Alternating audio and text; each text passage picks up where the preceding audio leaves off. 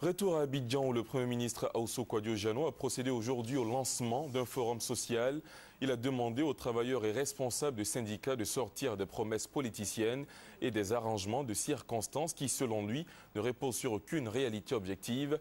Aousso Kwadjo-Jano a par ailleurs invité les travailleurs et responsables syndicaux à observer cette trêve sociale afin de donner un souffle nécessaire à la reconstruction de la cohésion sociale en Côte d'Ivoire. Alexis Ouedraogo.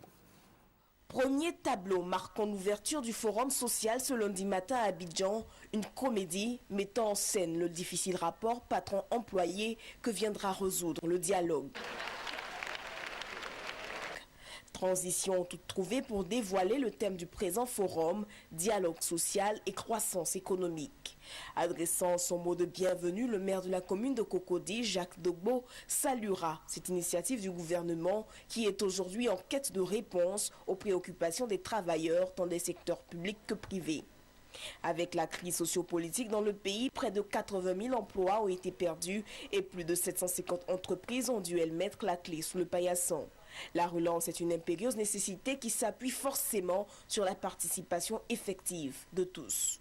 Pour l'État, il s'agit de régler de manière rationnelle la question des réformes pour la redynamisation de la fonction publique.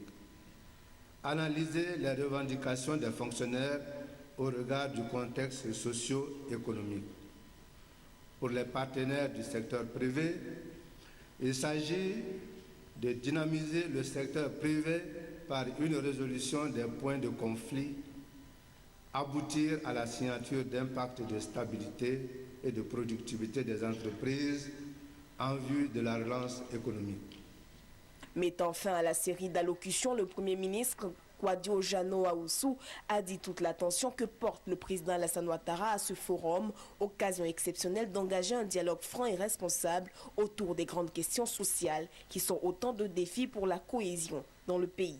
Il nous faut rechercher un consensus national devant se traduire par un nouveau pacte social dynamique s'inscrivant dans la durée et reposant sur les fondements suivants.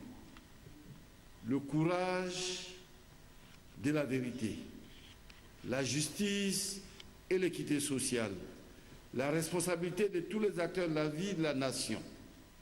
Il nous faut sortir des promesses politiciennes et des arrangements de circonstances qui ne reposent sur aucune réalité objective.